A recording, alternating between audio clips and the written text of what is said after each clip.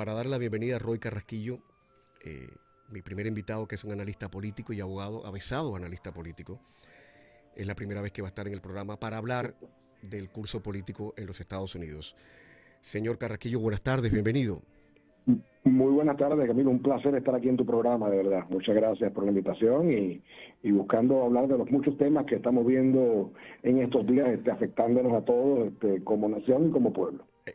La idea es esa, hablar de lo que nos afecta, pero como no queremos aguarle la fiesta a las personas, y además hoy es mi cumpleaños 63, yo lo hago con una pizca de sarcasmo. Muchas felicidades, de verdad, no sabía eso. Sí. Un honor estar acá en tu programa. No, muchas gracias a usted por estar. Hoy cumpleaños también Paul McCartney, que bueno, es más importante que uno, pero bueno, yo siempre lo pongo para darle un poquito de lija de importancia. Doctor Carrasquillo, voy a entrar en materia. Don Bacon es un republicano por Nebraska, y es tal vez el único que se enfrenta al presidente Trump. Entre otros asuntos, este señor Bacon acusa públicamente al presidente Trump de tratar a Rusia con guantes de terciopelo y ha cuestionado su poder para imponer aranceles sin la aprobación del Congreso. Al menos Don Bacon, republicano por Nebraska, se enfrenta a Trump en el Congreso. Porque en la trinchera demócrata yo no conozco a ningún legislador demócrata que sea una voz discordante sobre la gestión o la falta de gestión de los demócratas.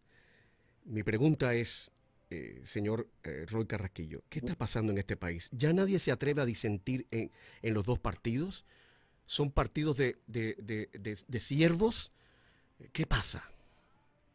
Fíjate, yo creo que Camilo, hay una situación que está ocurriendo, yo creo, en la política, que es que lo que es el pensamiento crítico está siendo un poco eliminado. ¿Pero por qué? ¿Por qué? Cuando, fíjate, no te podría decir una conclusión. Yo creo que esto es materia para varias entrevistas, pero lo que sí veo es que, y yo lo veo, fíjate, desde lo que pasa en un momento dado, quizás en los años 90, que empezamos a ver la polarización de los diferentes campos políticos en los Estados Unidos. Yo se lo atribuyo muchas veces, yo creo que a quizás la elección esa de midterm, la elección de término medio que hubo cuando Newt Gingrich toma en los años 90 el control, y empezamos a ver desde ahí, yo creo que una polarización donde empezamos a politizar demasiado el mensaje, donde el punto político empieza a comerse lo que es la parte analítica de lo que está ocurriendo. Y yo te diría que aunque sí hay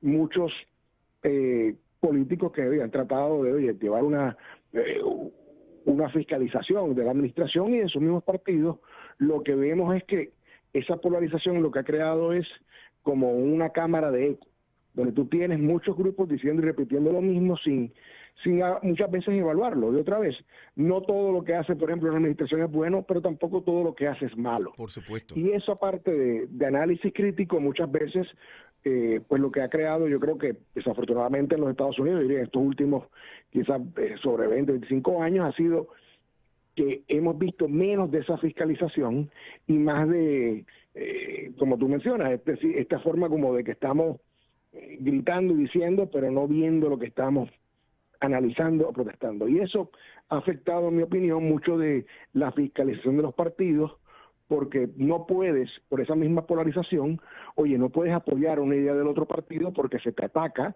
y se te destruye dentro de tu partido, y termina entonces este pensamiento de gregario donde todo lo que yo hago es bueno y todo lo que el otro hace es malo, sin Exacto. pensar las consecuencias y el efecto que tiene en la sociedad. Exacto, le voy a contar una pequeña historia, porque en este programa me permito contar algunas historias personales.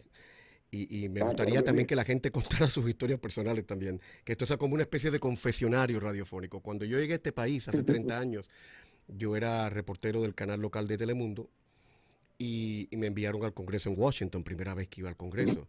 Y yo ahí conocía nada más a Lincoln Díaz Valar y a Ileana Ros-Lehtinen, que eran nuestros congresistas en ese momento en el Paraninfo del Congreso.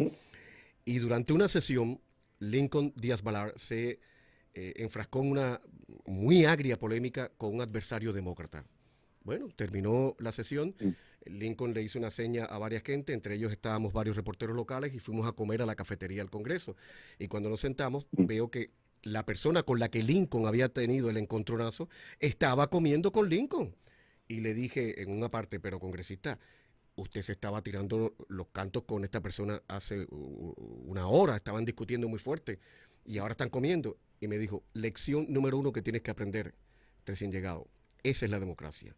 Ese señor con el que yo estaba discutiendo en el Congreso no es mi enemigo. Puede que sea mi adversario ideológico, pero no es mi enemigo. De hecho, es mi amigo personal. Y yo me quedé así. Yo venía de Cuba, donde la democracia usted sabe que, bueno, que le voy a contar. Y dije, caramba, Exacto. qué bonito que un país pueda funcionar así, pero ya no podemos funcionar así. Ya los demócratas nos dan su Porque brazo a nos hemos torcer y nosotros polarizado. tampoco. Es una lástima. Es una lástima. Y lo que describes, oye, es lo que fue la política, como te digo, y para mí ese momento en el tiempo de ese midterm election y todo este cambio, que comienza esta polarización, es lo que ha cambiado lo que era la política. La política de los Estados Unidos por muchos años era una política al final del día de consenso, donde tú tenías unos políticos, oye, y no que los políticos sean perfectos, porque tú más lejos de esto, pero tú tenías una parte donde tú podías, exactamente como lo describes con Diego Valor, era tener una discusión ideológica y a la misma vez respetarte y llevar el punto de poder tener una relación donde se pudiera llevar a cabo algún tipo de política pública.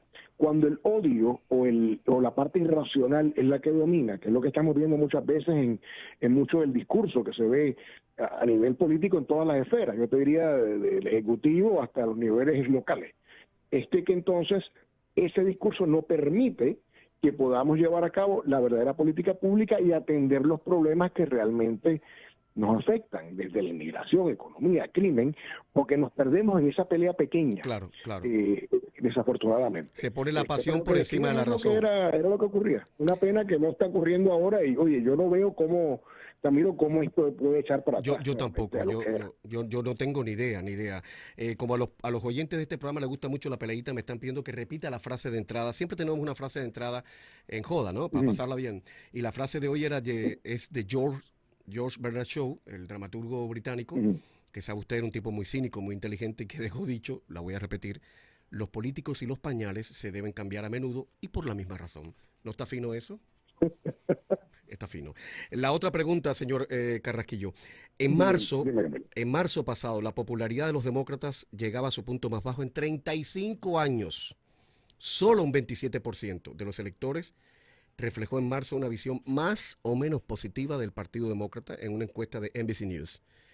Pero el índice de popularidad del presidente Trump sigue cayendo en términos generales. El más reciente sondeo del Centro Pew otorga a Trump un 40% de aprobación frente al 47% que tenía en febrero. Y una encuesta de Economics YouGov dice que esta encuesta a mí me gusta porque es la encuesta menos partidista, menos intoxicada, infectada de politiquería. Dice que el presidente posee un 41% de opiniones favorables hoy frente al 50% que tenía en enero. Mi pregunta es, ¿será que la gente está harta de los dos partidos? ¿Qué significa esto?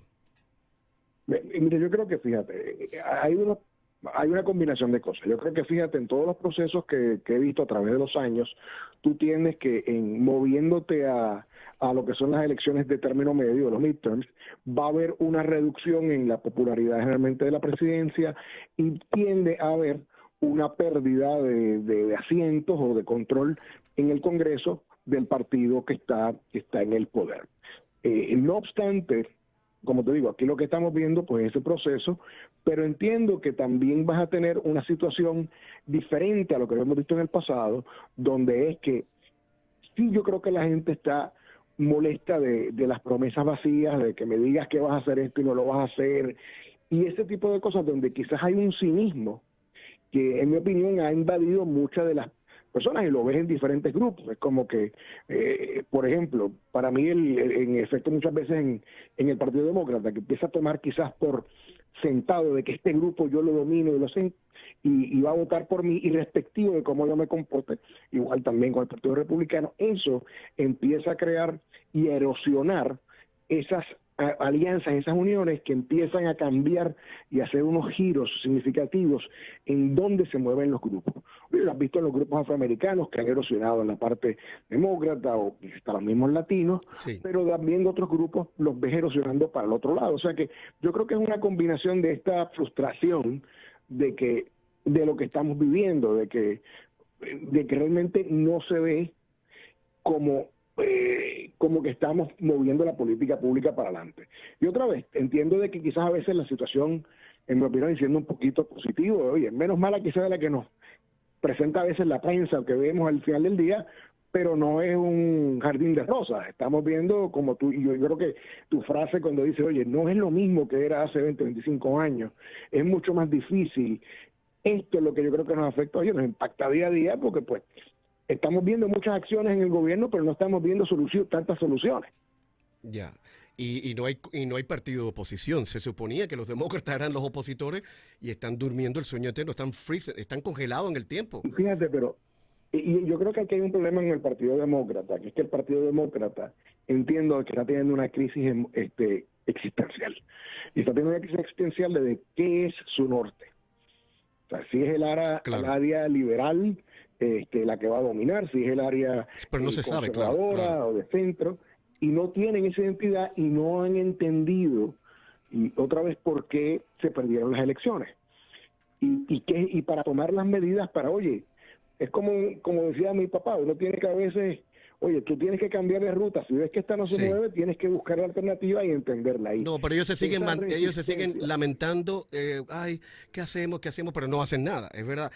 Señor Carrasquillo. Entonces, ese es un problema grave que yo digo que tienen y creo que tienen que resolverlo si quieren tener éxito en elecciones ahora en el futuro. Señor Carrasquillo, le voy a molestar una vez más porque me ha gustado la manera en que usted hace sus análisis, porque si lo que yo quiero en el programa es que no haya crispación política, que no haya chancleteo político, que podamos hablar con total libertad de los demócratas, de los republicanos, de los rockeros, de los salseros, de los reggaetoneros y que no pase nada, porque esto es para pasarla bien.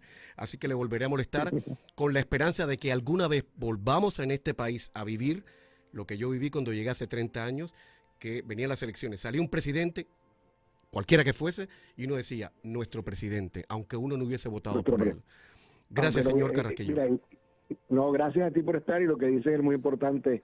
Al final del día somos todos americanos y tenemos que unirnos si queremos tener éxito, más con todos los asuntos a nivel mundial. Por favor. Camilo, un placer estar contigo aquí en tu programa. Oh, eso me encanta porque de verdad le tomo la palabra y lo voy a molestar un poquito más. Después le pasamos el cheque, ¿vale? Siempre, nunca es molestia, y otra vez, un placer estar acá en el programa con toda la audiencia. Y de verdad, como te digo, y muchas felicidades en tu cumpleaños, que oye, gracias. Para colmo, más honrado de estar acá en este día tan especial. Muchas gracias. Gracias a ti, Camilo. Que tengan muy buenas tardes y saludos a todas las radios. Muchas gracias.